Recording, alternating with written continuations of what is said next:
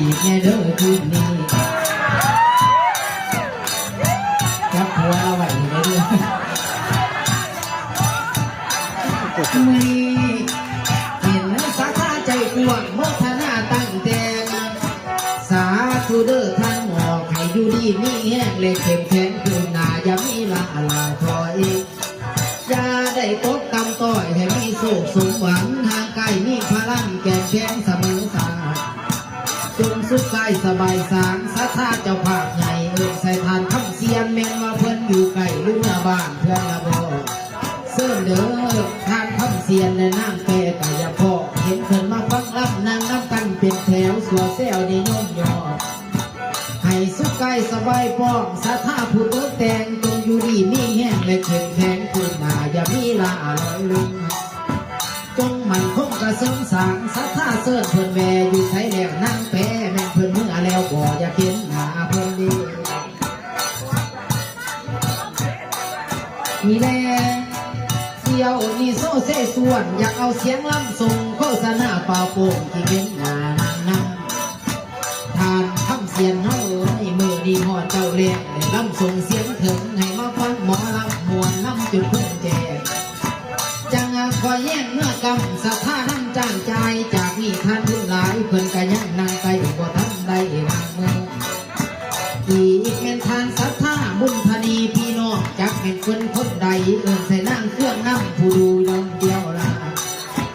ให้อยู่ดีสีกาสัทธาทานคำเสียนเงียบเพื่อนนั่งอยู่ใกล้กะใจโตดังหลัง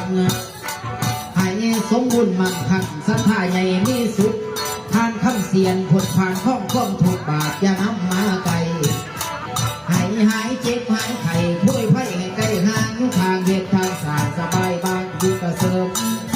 อายุก็ให้วันโมโลกสุขังเติมเต็มส่วนได้เด้อทานคำเสียนของทั้งมวลเจ้าอยากได้ให้ไหลล้นบังมาให้เจ้ามีกล้วยหมูมาพลามีพี่สิบลูกให้ได้ผูกอันแดนนี่เป็นตึงตารางหัวมีผู้นุ่มมีผู้ส่วนป้าละมีใส่สวงห้อยพี่อยากกู้หวานขามลงไปบ่แม่น้อยขั้นคงดอยก็อย่ามีอักนี้บุญธนีพี่น้องสิเอิ้นทรงไว้พรก่อนสิลาเมื่อฟ้าสั่งน้ำพี่ทายให้สุขกายสบายพร้อมสัทธาเจ้าภาพใหญ่บุญธนีได้นั่งเครื่องกินสิ่งใดก็ให้ได้คือดังประสงค์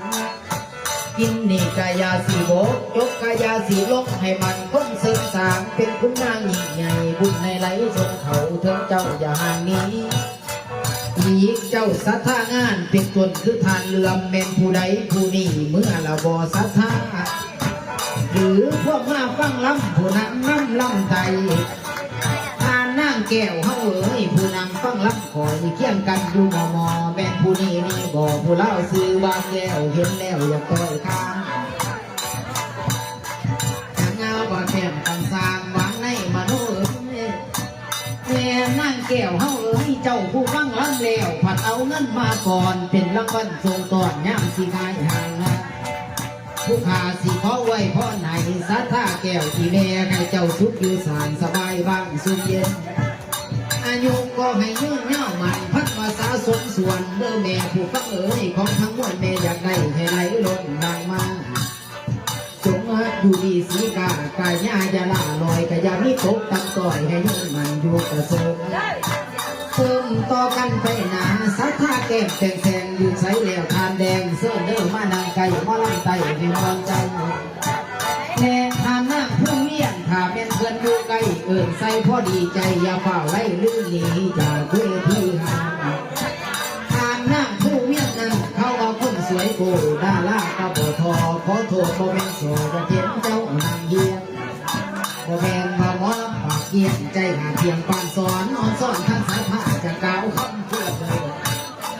นี่ก็เสิร์ฟไปหาเจ้าสัทธาผู้กล้ากันหอทานบัวพันเห็นกันนั่งอยู่ใกล้อยู่บ่เจ้านางงามเดี๋ยวนี้เขาว่าทานแดงใส่เสื้อสีฟ้าจังงามแม่นหอดสักงามานั่งไข่แล้วหูพิเศษกระตกมือนี่แต่เฮิงแล้วรอนทั้งทานแดงเขาหมอลำในที่ต่อกราบและก่อนจังสิขอไว้พอดในทุกทีดีเลยหาคือเลิกทาน แดงสร้างอีหยังให้เจ้าเกิดให้ร่ำร่ำรวยรวยขอให้เจ้าถือหวยนี่ผู้งวดผู้งวดรวยจนได้สร้างกองบวชในกองโหดกองบังให้ได้พลาพลังนี่เข็มแข็งแห่งกันแห่งกันนี่เข็มแข็งแห่งกันศรัทธาเจ้าภาพนั้นให้ยิ่งมันเดินปีเอาแล้วนอเพียงนี้ถ้าแมนมาสิได้ยุติก็ยังมีหลายสื่อนับถือคุณผูกมันอภัยไว้กับเมียใครทานศรัทธาเฮาเป็นต้นแม่นทานเลื่อมหรือนี่ว่าทานบัวพันเจ้านางน้ำอยู่ไกลผู้นี้บอกให้ไรขออภัยบ่ลำบัดกล่าวน้ำแนงไว้โปรดอภัยบัดลำโฆษณาเกื้อก่อขอส่วนบุญเกิดสร้างเพื่อเจ้าจังดี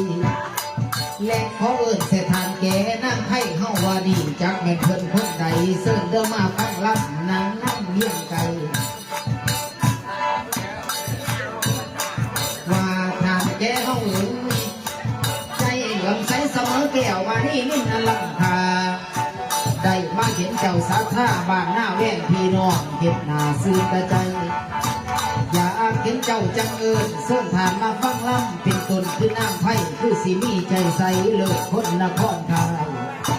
และท่านทานเสือทานน้ำบัวเลี้ยงผู้มีใจใสเหลือเจตนาตั้งก่อพ่อทั้งทานคุณประดิษฐ์และนั่งสีกระข้ามนี่ก็ใจก็เอื้อเพื่อผ่านก็ห่างลำมานางน้ำไก่ไก่สัทธาพ่อหูมือขอใส่ทานเสือบุญเลือกเพื่อทรงให้จริงแล้วบ่นายแง่ขอให้บรรลุที่แม่ไปหอดทานบัวเลี้ยงที่เป็นพันยาแย่ตั้งแต่เดินได้เขาอันนับบัวเลี้ยงนอกอยู่ใส่นอแนวแม่ยกมือขึ้นแม่ทองจะเข้มหนารวมกันขอให้สุขีหันพันปีจะได้ลาปรารถนาสิ่งใดก็ให้ได้ดังแม่ผู้ดังประสงค์สาธุเด้อทางเสือขอให้มีเงินหลากในพระข้างล้นอังให้เจ้าสุขสมหวังอย่าได้ตกเก่าเกเพ่มาแต่อย่างใดใส่ได้นอนพี่น้องคือทานพอดประดิษฐ์แม่นเพิ่นเมื่อนอนคิดนี่ดูเฮือนละบ่ขอโทษเด้อบ่ลำโสขอน้ำจักหน่อยสีละข้ามผู้น้อยเป็นเมียแก้วเมียแทนอย่าได้ถูกหยาบแทนสัทธาใหญ่มีสุขคนผ่านพ้องพ้องทุกแน่นะคนผ่านพ้องพ้องทุกให้หันมีแต่ไล่ใดให้สุขกายสบายใจเป็นสัทธาเครื่องหงปรารถนาสิ่งใดก็ให้ได้ดังแม่คือดังประสงค์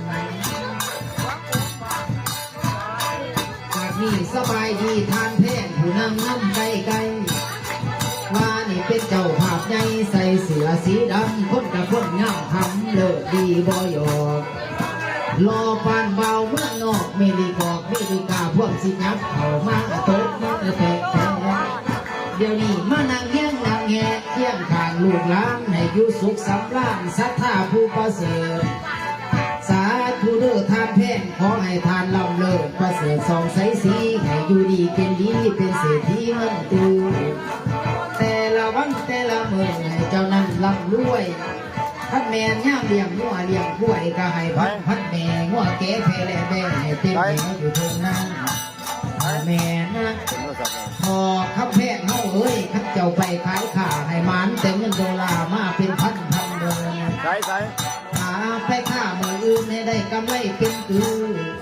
ถ้าว่าไปตอนนกมือหูให้ได้หลายกว่าเก่า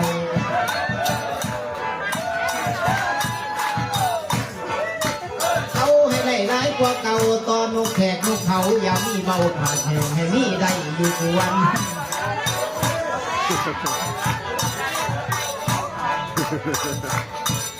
นี่แหละหูสำคัญมาไว้สัทธาใหญ่ใจใสทั้งทานแพงผู้ใจดีบ่ห่างไล่ล่าเว้นเป็นจังบุญกุศลสร้างบ่ฟ้าฟังหลังเป่าย่ามได้พอพบเจ้างานนี้ซื่อกระใจ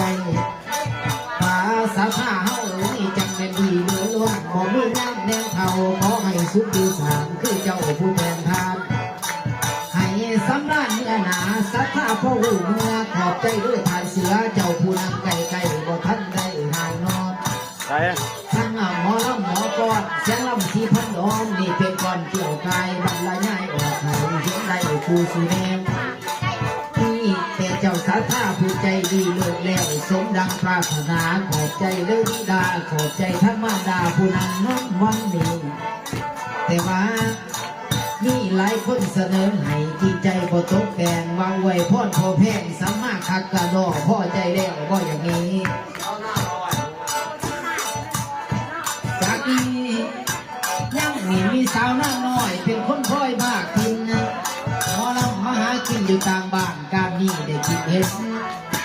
เป็นจังบุญคือสงสารข้าวล้ำแต่ข้างเก่าอ้ายจังพกพ่อเจ้าหน้าน้อยเจ้าหนุ่มแว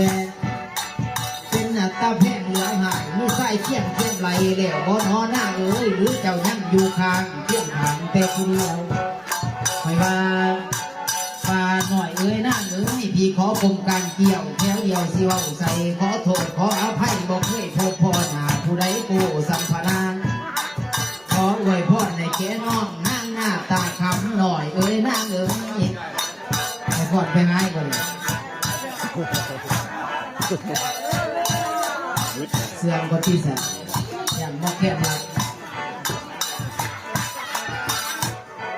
วันนี้เจ้าภาพเจ้าสาธาว่าให้พรจักหน่อยขอโทษน้ำผู้ซอยผู้นั่งอยู่ทางหลังอย่าเฝ้าสิ่งเฝ้าสร้างลำเหินอย่าเฝ้าเรือสู้พ่อให้หูเมื่อพรพ่อให้หูเมื่อคือทักในใจว่าให้พรเข้าไปต่อยหน่อยแน่ให้คอยฟอนไปแว่สาวเสือสีดำจังแม่สาดงามขำหาบ่มีบนเทาพานาผู้ฟังลำเอ๋ยเมื่อได้มาเห็นเจ้าหัวใจเบาอย่าเฝ้านายฟอนไปใบน้องลาอย่าถือสาเบาอ้ายให้ร้องต่อยเบิ่งเบิ่ง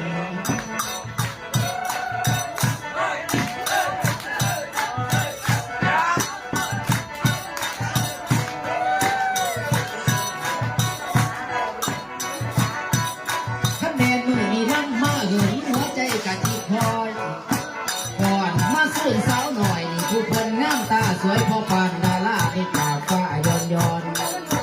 ขอโทษเด้อย่าพอขอโทษน้ำหน้าแม่ใบได้แก้มอ่อนนี่พ่อให้มีแห้งใบแต่แก้มแดงดอกของแพนบกเดียวก่อนมาหนอมมาเหนียวขันมาเที่ยวมาอุ่นตามแต่เห็นหลายคนกับบ่งามซ้ำเจ้าหัวใจเบาบางตื่นนี่ล้ำเมื่อคืนก็คือสีใดอยู่ดอกขันแม่นอนนั่งขามเจียงอ้ายมองบ่ดีผู้ฟังแล้วเมื่อตั้งไหนแต่ตอนหัวคำเจ้าสัทธาเสนอให้ก้อนเดียวให้ดีจากญาติเจ้าพักผ่อนได้เหลือหน่อยอยากบ่พอ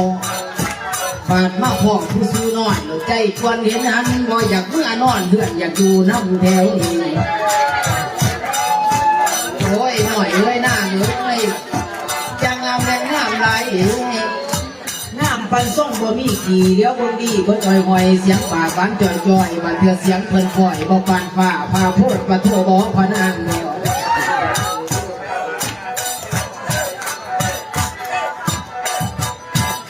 มื้อนี้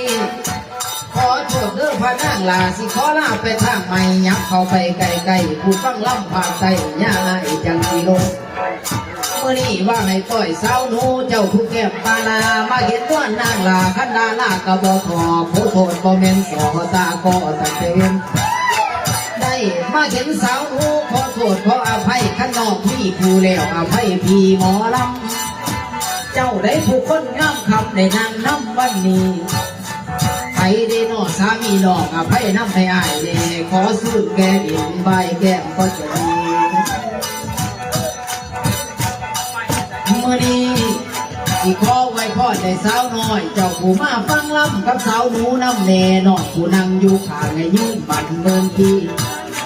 อันหนักว่าเงินคำนั้นให้กลับขึ้นโคงตาวอย่าได้มีเก่าเก๋เพ่มันแต่อย่างใดว่าหนูเอ๋ยหน้าเอ๋ยเสียดายได้หน้าน้องไปมีผู้เพียงสองถามไปยั่งนอนเดียวสิรวมเฮียงบนนี้หาเดียวมีมาเคียงข้างบ่ป้าฟังว่างเฝ้าไอ้ขอพรใส่เจ้าสิลาเลี้ยวสักนี้ลาคนเดินหนูเอ๋ยสิไปต่อยสาวหมอกหลายคนเพิ่นหอบบอกว่าเพิ่นชื่อดาลาว่าไอ้พรใส่หาใบแก้มอีแน่จังงามเป็นงามเท่แม่หนีหน่อยควันตาไอ้เด็กหน่อส่วนมาจังแม่นโจบบ่ยอมเบิ่งแต่ทาง จีหมอกห้ามปันเช้าเมืองนอกไม่ดีกอกไม่ดีกาว่าเป็นก่อนมาหาใบแก้จีแน่จีแน่กันซุ่มแก้มจีแน่งามเพื่อแม่พี่น้องบ่เป็นไส้สางยองสิขอตอบก็จะมี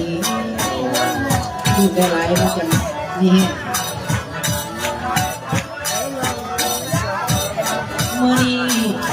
ไอ้สุขีเงินมันพันปีอย่าห่วงสันแล้วทำนั่งไรเอ้ยแค่เจ้าสุขสมบังอย่าได้มีเก่าเกศในเพมันตามคือถือเป็นบุญแต่เข้าเฮาได้ตัวพันพกได้พระจบสัทธาผู้นำน้ำแดงไปขออาภัยบัดลำต้อยสู้ทิ้งอย่าเฝ้าหายจะไปอย่าเฝ้าหายสู้ถามอย่าได้ทิ้งผู้ดีจักแม่นเนี่ยไผงามเทบ่ยอ